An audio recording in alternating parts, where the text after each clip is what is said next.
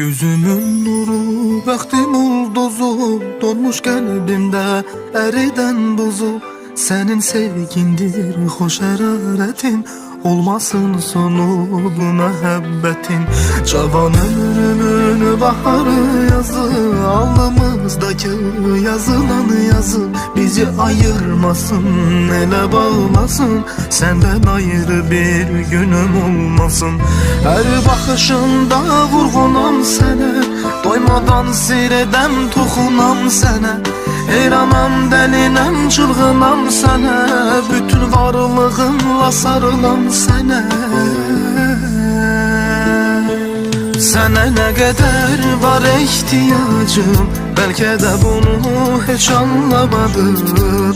Tükənər səbrin əlacım, ayrılığın heç tutmadım. Sonuna qədər